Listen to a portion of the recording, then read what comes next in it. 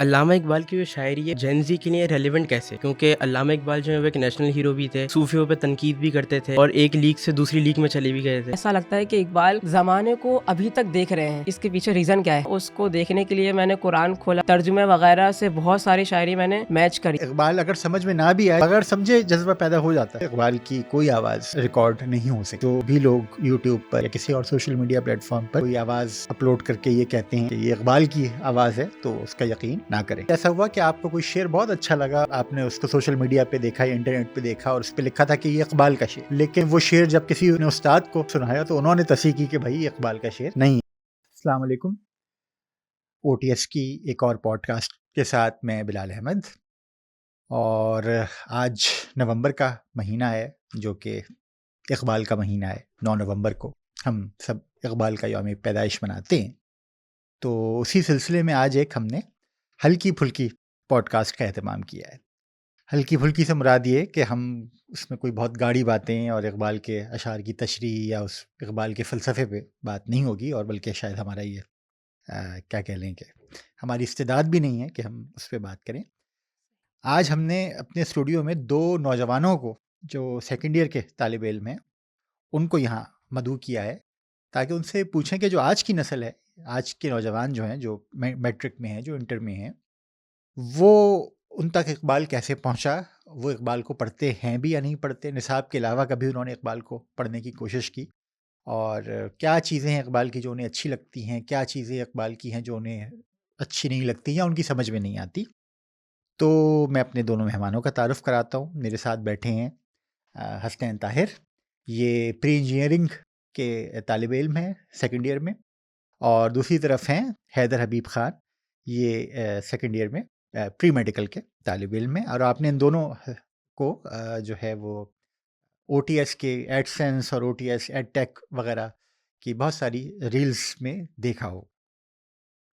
तो बात शुरू कर रहे हैं, या हम हैदर से बात शुरू करते हैं। ये बताएं कि इकबाल, ये सवाल तो थोड़ा सा मेरा ख्याल है फजूल सही सवाल होगा कि आप इकबाल का तारुफ कैसे हुआ, क्योंकि जो भी पाकिस्तान का बच्चा है वो बचपन से उसको ये तो पता होता है कि अल्लामा इकबाल कोई शख्स थे जिन्होंने पाकिस्तान का ख्वाब देखा, और फिर निसाब की किताबों में वो बचपन से इकबाल का नाम उसने पढ़ा हुआ हो। लेकिन इकबाल की शायरी से आपका ताल्लुक कब पैदा हुआ, कैसे पैदा हुआ, और अगर आप आज थोड़ा बहुत इकबाल को पढ़ते हैं और इकबाल की शायरी पसंद करते हैं, तो वो क्या चीज़ें हैं जो उसका महरिक बनी? अच्छा, मैं ये देखता हूँ कि आजकल के जो जनरेशन है उसको इकबाल से जो ताल्लुक़ जो बनाता है ना, वो एक ही इंसान बना सकता है, वो उसका उस्ताद है। ठीक है। और मुझे भी जो शौक़ पढ़ा है वो अपने उस्तादों से ही पढ़ा है। क्योंकि हम लोग शुरू में एक हमारे स्कूल के शुरू के एंट्रेंस में एक बोर्ड लगा हुआ था जिसमें इकबाल का बड़ा मशहूर सा शेर लिखा हुआ था जो आज तक समझ में नहीं आया, तो बाद में समझ में आया। और असेंबली में भी हम लोग अक्सर लब पे आती वगैरह पढ़ते थे, लेकिन कभी समझ में नहीं आई कि क्या है, क्या नहीं है। उसके बाद जब उस्तादों ने बताना शुरू करा कि ये इकबाल कि सिर्फ़ पाकिस्तान बनाने का ख़्वाब नहीं देखा इकबाल ने मुसलमानों को उनको उनका उनका मकसद दिखाने के लिए ख्वाब भी देखे हैं। तो उन्होंने हमारे उस्ताद वग़ैरह उन्होंने बड़े चीज़ों को बताया है कि किस तरीके से अब जब भी कोई बात करते थे तो शेर सुनाते थे। तो तब से जो है ना मेरा शौक़ पैदा हो गया। तो ये उर्दू के असातिज़ा थे, और जी, जी। ये मतलब प्राइमरी से ही ये सिलसिला था, या एक कोई ख़ास कोई ग्रेड आपको याद हो कि कोई जमात जिसमें ये सबसे ज़्यादा आपको आप पे असर हुआ? शुरू में तो समझ में ही नहीं आती थी 8 तक तो, हाँ। फिर 9 मैट्रिक में थोड़ा-थोड़ा समझ में आने लग गई, फिर हुँ। कुछ-कुछ तो बाद में ही समझ में आई हैं, 9 मैट्रिक तो के बाद। वो शेर आपको याद है जो स्कूल पे लिखा, कहाँ लिखा था? दरवाज़े पे लिखा जी, था, जी, जी। और वो आपको समझ में बहुत अरसे तक नहीं आया, लेकिन हुँ। कब आया बिलाखिर समझ में? किसी वो उस्ताद ने बिलाकर समझ बताया या में खुद ही आ गया? आया तब जब खुद पे पढ़ी तो समझ में आ गया कि हाँ यार ये शेर है। उसके शुरू में लिखा हुआ था आज भी हो जो इब्राहिम का ईमान पैदा, आँख कर सकती है अंदाज़े गुलिस्ताँ पैदा। अब मैं तो कुछ और ही समझता रहता था उसको हमेशा। अच्छा। तो बाद में जब पता चला कि यार कि हाँ ये है शेर, मायने रखता है। हुँ।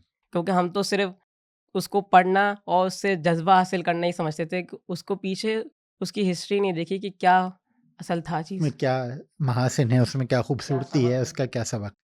ठीक। चलें जी, तो फिर अब हम अपने दूसरे मेहमान की तरफ आते हैं। तो हसनैन, आप ये बताइए कि आपका इकबाल से तारुफ कहाँ से शुरू होता है, या इकबाल को जब आपने पढ़ना कब शुरू किया है? जैसे कि हैदर ने बात करी, हमारे उस्ताद ही होते हैं जो हमें क्या बोलते हैं इकबाल के नज़रिए और उनके ख़यालात के बारे में बताते हैं। मैट्रिक के अंदर हमने उनकी काफ़ी नज़में वग़ैरह पढ़ी थी, जिससे हमें बेदारी हासिल हुई उनसे बात करने, मतलब उनको ये शेरों को समझने की। और किस तरीके से शुरू में, बिल्कुल जैसे हैदर ने ये बोला कि शुरू में तो बिल्कुल बड़ी गाढ़ी उर्दू, अगर एक प्राइमरी का बच्चा एक जैसे कि सेकेंडरी में जाता है और उसको एकदम से इकबाल की नज़म पढ़ने को मिले तो वो हक्का बक्का रह जाता है। तो हमारे उस्तादों ने ही हमें क्या बोलते हैं अच्छे तरीके से समझाया, वो बाद में चीज़ें समझ आईं कि अब अक्सर हमारे सर ये बोलते थे कि खुद ही को कर बुलंद इतना कि हर तकदीर से पहले खुदा बंदे से खुद पूछे बता तेरी रज़ा क्या है। तो मतलब इस शेर के अंदर अल्लामा इकबाल का एक ऐसा फ़लसफ़ा शामिल है, मतलब वो बरे-सग़ीर के मुसलमानों को और जो हमारा यूथ आजकल पढ़ता है उनको बेदार कर रहे हैं कि अपना एक्स्ट्रा एफ़र्ट लगा के अपने काम को आगे बढ़ाएँ, मुल्क के फ़लाह व बहबूद के लिए काम करें। अब ये ज़रा बताइए कि इकबाल को फिर आप लोग कैसे, कहाँ पढ़ते हैं, कैसे पढ़ते हैं? क्या आप लोगों के घर में इकबाल की किताबें हैं, या फिर इंटरनेट, सोशल मीडिया, क्या ज़राए इकबाल को पढ़ने के आप लोगों के पास दस्तयाब हैं? इंटरनेट वग़ैरह पर ही पढ़ लेते हैं, किताबें तो बाकायदा तौर पे हमारे पास है नहीं, इंटरनेट के तौर पे। और आप? मैंने तो मेरे पास किताबें तो नहीं है, लेकिन मैंने ज़्यादातर जो मुझे शायरी जो ज़्यादा याद हुई है ना, वो अपने उस्तादों की ज़बानों से याद हुई है। मैंने कभी उसको खोल के नहीं देखा, कहीं भी पढ़ा नहीं है। उनकी अच्छा। ज़बानों से ही मुझे जो है ना याद हो गई है, क्योंकि बार-बार पढ़ते रहते थे कि वो इकबाल का शेर याद आ गया, उनका शेर तो याद आ गया, कोई ख्वाजा साहब याद आ गए। तो उनके बहुत सारे शायरों के शेर मुझे इसी तरीके से याद हो असातिज़ा गए, से याद हुए हैं। साज़ा तो से। कोई कोई सुनाएँगे एक आध शेर जो आपके उस्ताद ने आप क्लास में सुनाया और वो आपको याद हो गया, कोई इकबाल का कोई एक आध? इकबाल का एक मशहूर शेर है जो मुझे बहुत अच्छा लगता है। मोती समझ के शान करीमी ने चुन लिए, कतरे जो थे मेरे अर कौन पाल के। अच्छा। अच्छा। अच्छा। अच्छा, हाँ। मैंने ना शुरू में हमारे सर कहते थे कि इकबाल के जो ना इकबाल ऐसा लगता है कि इकबाल ज़माने को अभी तक देख रहे हैं, कि ऐसा लगता है कि अभी पैदा हुए, अभी वो शेर कहा है और अब वापस जो है ना चले गए। यानी कि हर ज़माने के लिहाज से उनकी शायरी जो बैठती है ना, वो ऐसे ही लगता है कि वो अभी पैदा हुआ उनकी है और शायरी अभी जो है ना उन्होंने पुरानी लिखा। पुरानी नहीं होती।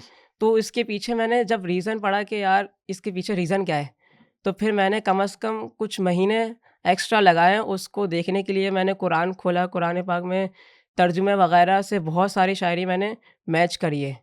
अच्छा, ये तो आप लोगों ने अपना बताया, फिर आप लोग नौजवान हैं, आप लोगों के दोस्त अहबाब होंगे और आप लोग खेलते भी होंगे शायद।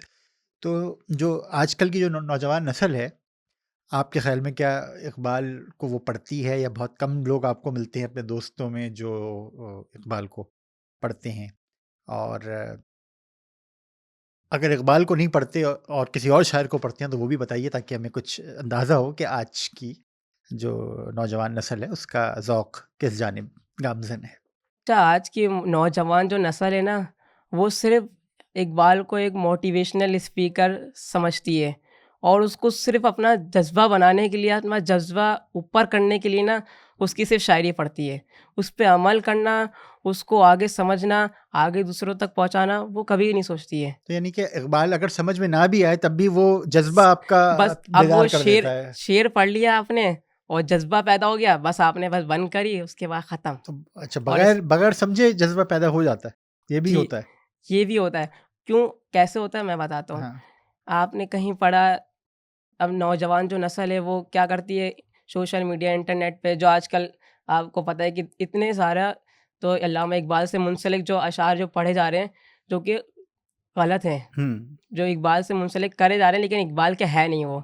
इकबाल की आवाज़ जो अक्सर इंटरनेट पे हाँ, ये भी है घूम कि रही है। बाज़ लोग जो हैं वो इकबाल की आवाज़, इकबाल का कलाम इकबाल की आवाज़ में, वो अक्सर तो वो इकबाल का कलाम भी नहीं होता, और अगर चले होता भी है तो किसी और की आवाज़ में रिकॉर्ड करके वो उसमें चला दिया जाता है और कि इकबाल की आवाज़ और में। अक्सर ये होता है कि हाँ, शेर किसी और का लिखा है, नीचे अल्लामा इकबाल का अल्लामा नाम डाल इकबाल, देते हैं और दूसरे मशहूर शायर का लिख देते हैं कि ये इनका है और ये इनका इनका है। है।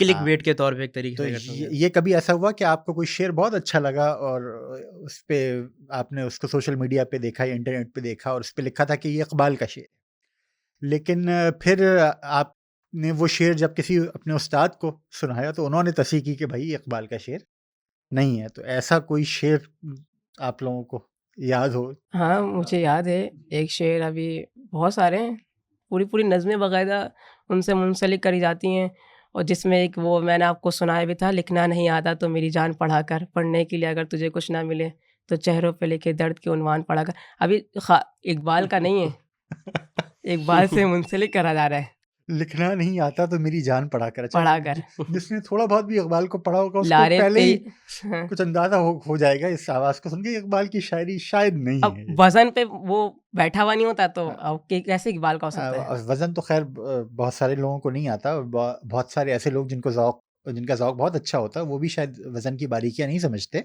लेकिन बाज़ औक़ात जैसे 2 2 साल पहले एक बड़ा मज़ाहिया वाक़या हुआ। एक 9 नवंबरी का दिन था और एक पीटीवी नहीं, एक प्राइवेट टेलीविज़न के एक न्यूज़ एंकर थे जो यौम इक़बाल पे ख़बर पेश कर रहे थे।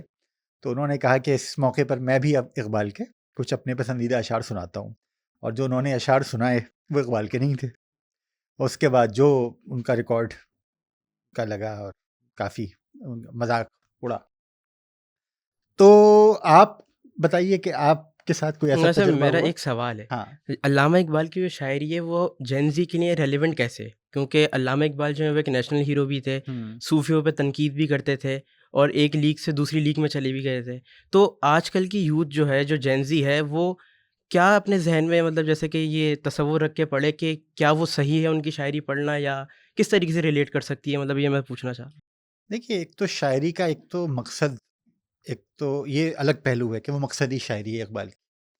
लेकिन अगर मकसद को एक थोड़ी देर के लिए एक तरफ रख दें, तो सिर्फ शायरी के तौर पे भी अगर आप पढ़ें तो आपको फिर अंदाज़ा होगा कि ज़बान की खूबसूरती क्या होती है, आवाज़ की खूबसूरती क्या होती है, और उस उससे फिर आप ज़बान के करीब जाएँगे। आज आपकी जो नस्ल का एक बहुत बड़ा अलमिया मेरे नज़दीक ये है कि ज़बान से आप लोग दूर होते जा रहे हैं। ज़बान की नज़ाकतें, ज़बान की पेचीदगियाँ, ज़बान की बारीकियाँ आप लोगों को बहुत बोझ लगती हैं।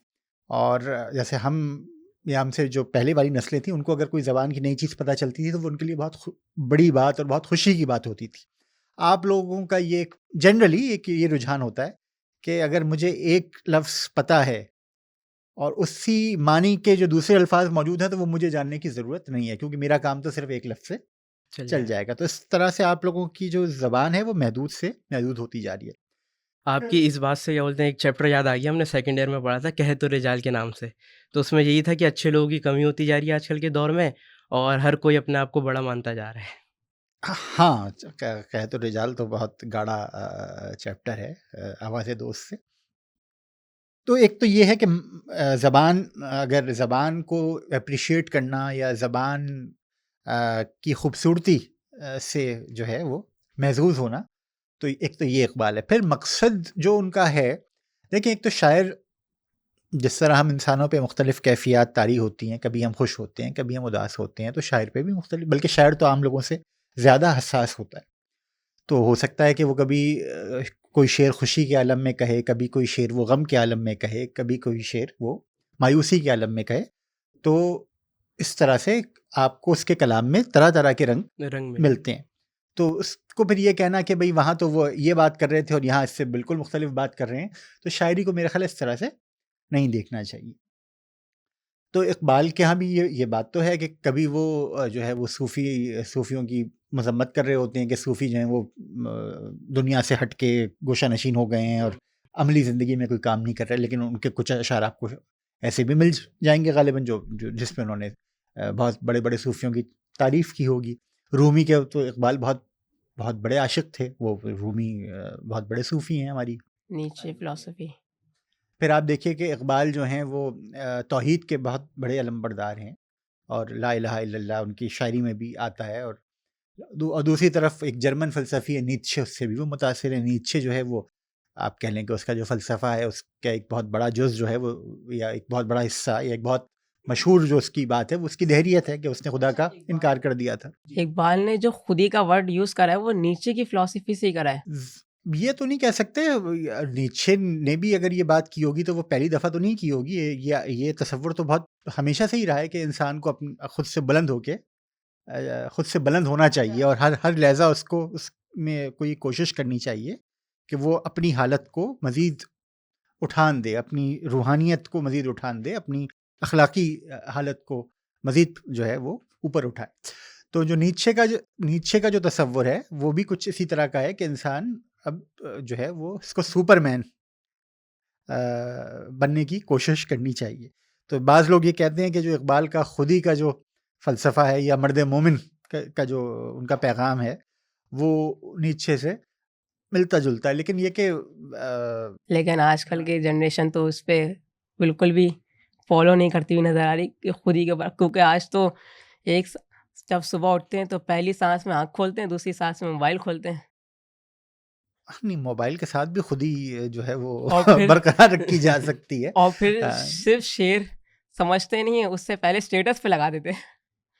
हाँ, ये एक जो आज के दौर का ये भी एक बड़ा मसला है कि हर किसी के हाथ में मोबाइल फ़ोन है और उससे में बहुत सारे लोग ऐसे हैं जो बहुत सतही हो गए हैं। जैसे आपने कहा कि शेर अब खुद समझ में आया ही नहीं और खुद मतलब आप बात करें तो वो कुछ बता नहीं पाएंगे, लेकिन स्टेटस पे लगा देंगे ताकि ये अब भी एक शख्सियत तासुर बन जाए। एक दूसरों को मतलब मिल जाए दूसरों को भी ये लगे कि हाँ भाई ये वाक़ई कि इकबाल ये को थोड़े पढ़ते से हैं और ये थोड़ा पढ़े लिखे आदमी।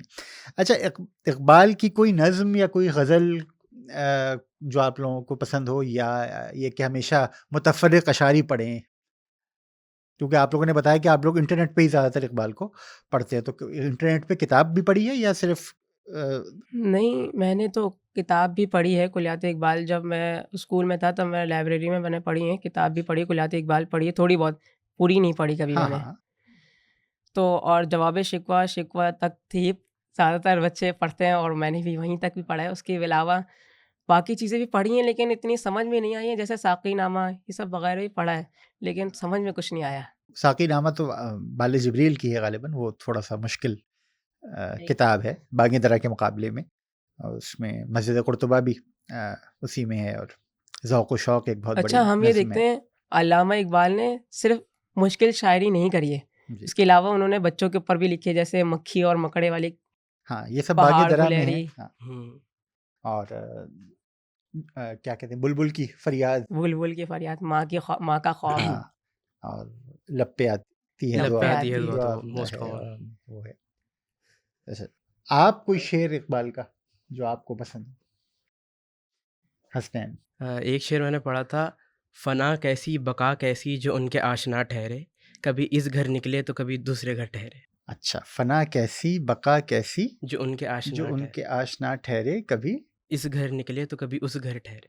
कभी इस घर निकले तो कभी उस घर ठहरे। अच्छा, कुछ कुछ या तो शेर में गड़बड़ है, आपको सही से याद नहीं है, और क्योंकि वज़न में उतरा हुआ है, और एक पहलू ये भी है, क्योंकि मैंने ये तो दावा नहीं कर सकता कि मैंने इकबाल की शायरी हिफ्ज़ की हुई है, हुँ। लेकिन शायद ये भी उन अशार में शामिल है जो इकबाल के नहीं है, हो ये इसका इम्कान है, तो ये चेक करना पड़ेगा। बाकी एक तो मुझे तो याद आ गई एक, हाँ, मुझे डरा नहीं सकती फ़ज़ा की तारीकी, मेरी सरशिस्त में है पाकी दूर ख़िशानी, तो ऐ मुसाफ़िर शब खुद चिराग बन अपना, कर अपनी रात को खुद दागे जिगर से नूरानी।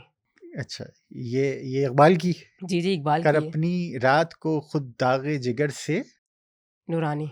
कर अपनी रात रात को को खुद खुद दागे जिगर से नूरानी। अच्छा, मैंने इसमें खुर्रम भी इलाही साहब की जो अच्छा, एक यूट्यूब के चैनल अच्छा, वो तो उन्हीं से समझी थी बहुत मैंने बड़े ये। आशिक हैं, तो उन्होंने, लेकिन मुझे कुछ वज़न में कुछ, या तो आपने गलत याद की हो, ये भी नहीं, हो नहीं, सकता है, मैंने थोड़ा-सा आगे पीछे करा आगे होगा, पीछे हो गया, क्योंकि शायरी में एक वज़न लेकिन शायरी सेम है। का अगर थोड़ा-सा आपको आइडिया हो जाए ना, तो फिर आपको ये अंदाज़ा हो जाता है कि जो मैं शेर पढ़ रहा हूँ उसमें कुछ गड़बड़ हो गई है। कोई और बात आप लोग करना चाहें, कोई सवाल आप लोग करना चाहें? मैंने एक जगह पढ़ा था कि अल्लामा इकबाल का एक वाक़या है कि रात के कोई 2:30 से 3 बज रहे थे, हुँ, और जो वो अपने खादिम के साथ थे, खादिम अपने अलग कमरे में सो रहे थे, तो इकबाल खादिम को आके उठाते हैं और बोलते हैं मेरे घर मेहमान आए हैं, हुँ, हुँ, और आप क्या बोलते हैं बाहर से उनको लस्सी पीनी है तो लस्सी ला के उनको दे दें। तो वो कहते हैं, जब खादिम भी बेचारे परेशान हो जाते हैं और वो बोलते हैं कि रात के इस 2:30-3 बजे के पहर बाहर लस्सी कहाँ से मिलेगी? तो वो जब बाहर आते हैं, जो कमरे में जब मेहमान बैठे होते हैं तो देखते हैं तो बहुत ही पुरनूर चेहरा होता है उनके, नूर से पूरा कमरा क्या बोलते हैं रोशन हुआ हुआ होता है। ख़ैर वो अल्लाह अल्लाह करके बाहर निकलते हैं लस्सी वग़ैरह लेने के लिए, हुँ, तो वो बाहर निकलते हैं तो एक कोने पे एक दुकान सी बनी हुई होती है, जो वहाँ पे लस्सी वग़ैरह मिल रही हुँ, होती है। तो वो जब लस्सी लेने जाते हैं तो बोलते हैं 3 लोगों की लस्सी दे दें, जब वो लेते हैं तो पैसों की बात करते हैं तो वो कहते हैं कि इकबाल से हमारा पुराना रिश्ता है, पैसों की कोई बात नहीं है। अब जो वो लस्सी लेकर आते हैं तो वो पीते हैं, तो जब जाने लगते हैं वो, तो खादिम कहते हैं कि आप आराम करें इकबाल से, मैं इनको घर पे छोड़ मतलब बाहर गेट के दरवाज़े तक छोड़ कर आ जाता हूँ। तो वो जब छोड़ने जाते हैं तो उनका एक कदम उनके घर पर और एक कदम उनका गली के कोने पर होता है, और वो जब बाहर निकलते हैं देखने के लिए कि कहाँ गए, तो वहाँ कोई नहीं मिलता। तो ये वाक़या मैंने सुना था, क्या ये सही वाक़या है? किताबों में तो बाज़ जगहों पे हमने भी पढ़ा है, और हमने तो फिर ये भी पढ़ा है कि वो जो इस किस्म का वाक़या कि बाद में इकबाल ने उनको बताया कि वो कोई बहुत बड़े सूफ़ी बुज़ुर्ग थे जो आए हुए थे। मोइनुद्दीन चिश्ती शायद, या या दाता दाता हजवेरी गंज साहब। बख्श, या तो अब ये अब इसकी हिस्टोरिकल ऑथेंटिसिटी या उस हुँ, पे मैं कोई तबसरा नहीं कर रहा, या और ये कि ये किसने नकल किया ये भी देखना पड़ेगा कि ऐसे ही किसी ने लिख दिया या एक ऐसे वाक़ई जो है वो जिसने भी ये बात की है वो इकबाल के यहाँ आता जाता था, तो ये सारे पहलू भी मालूम होने चाहिए। आपने खुर्रम इलाही का नाम लिया, वो आजकल बहुत मकबूल हैं यूट्यूब पे और मोटिवेशनल स्पीकर भी हैं, और इकबाल के बहुत बड़े आशिक हैं। तो आपके ख़्याल में ये जो आज के दौर में जो यूट्यूब पे और मशहूर शख्सियात जो इस तरह का काम करती हैं, क्या ये मददगार साबित होती हैं नौजवानों को इकबाल से कनेक्ट करने में? अगर इंसान ढूँढने वाला है तो यूट्यूब वगैरह पे चीज़ें सही मिल जाती हैं। जैसे अगर आप ढूँढ अब कुछ अब मैंने आपको बताया कि जिस तरीके से इकबाल की आवाज़ को मुंसलिक किया जाता है जो इकबाल की नहीं है, हुँ, लेकिन आवाज़ बताया जाता है कि इकबाल की है। तो आपको ये देखना पड़ता है कि हाँ, कौन बंदा है जो सही बात कर रहा है इकबाल की और सही चीज़ उसको समझा रहा है आगे। आवाज़ के हिसाब से हवाले से मैं बता दूँ कि जहाँ तक मेरे इल्म का ताल्लुक है, इकबाल की कोई आवाज़ रिकॉर्ड नहीं हो सकी, नहीं। या अगर हो सकी हुई तो ज़ाया होगी। मतलब इकबाल की आवाज़ इस वक़्त किसी के पास नहीं है, तो जो भी लोग यूट्यूब पर, फ़ेसबुक पर या किसी और सोशल मीडिया प्लेटफ़ॉर्म पर कोई आवाज़ अपलोड करके ये कहते हैं कि ये इकबाल की आवाज़ है, तो आप लोग हाँ, उसको उसका यकीन ना करें। और अगर बिलफ़र्ज़ ये अगर किसी के पास वाक़ई है और कोई कहीं से ढूँढ निकाले इकबाल की आवाज़, तो ये बहुत बड़ा वाक़या होगा। तो सर खुतबात इकबाल के बारे में हम क्यों बात नहीं करते? उस पे इतने तज़ादात क्यों हैं? खुतबात इकबाल तो फ़लसफ़ा है, फ़लसफ़ा हर किसी की समझ में आता नहीं है। फिर उसमें जो आप रिकंस्ट्रक्शन की बात कर रहे हैं, reconstruction of religious thought in Iqbal, तो फ़लसफ़ा एक तो बड़ा दक़ीक़ जिसे कहते हैं इल्म है, और कभी-कभी आप पढ़ने वाले को लगता है कि बाज़ बातों में शदीद तज़ाद है, लेकिन वो हकीकत में होता नहीं है। एक तो ये वजह भी है, और दूसरी वजह ये भी हो सकती है कि इकबाल बुनियादी तौर पे शायर थे, बल्कि तो बात अहमद जावेद साहब ने भी शायद अपनी किसी उसमें की है कि उसमें रिकंस्ट्रक्शन में काफ़ी जगह तज़ाद है। तो इकबाल पहले तो शायर हैं, और उसकी शायद। बाकी बाद में जो उनकी दीगर हैसियत हैं दीगर। वो बात की हैं। फ़लसफ़े पे जिसे कहते हैं खुतबात पे इसलिए बात नहीं होती क्योंकि एक हमारा जो अमूमी जो सतह है हम लोगों के ज़हन की वो गिरती जा रही है ना, तो फ़लसफ़ा और मुश्किल चीज़ें तो वैसे ही समझ में आना बहुत मुश्किल की समझ में बात आना है। मतलब मुश्किल है, और आजकल के जो बड़े ज़हन हैं वो करते भी हैं इससे बात। मतलब आजकल के जो हाँ, नौजवान हैं वो फ़लसफ़े पे मतलब सही हाँ, तरीके से उसको समझ नहीं सकते, और हाँ, मतलब उनकी इतनी मेंटालिटी लेवल उनका भी इतना रहा हाँ, नहीं है जिसकी वज़ह से तो वो तो इतनी गाढ़-यूड़ जा और वो दूसरी चीज़ें समझ सकें। तो जो जो सतह के लोग हैं जिनका दिमाग उस सतह का है वो उस पे बात करते भी हैं। जी। तो मेरा ख्याल है आज की ये नशिस्त हम यहाँ ख़त्म करते हैं। बहुत शुक्रिया आपका हसनैन और हैदर, आप आए और आपने नौजवानों का एक जो एक इकबाल से ताल्लुक़ है उस पर रोशनी डाली। बहुत शुक्रिया।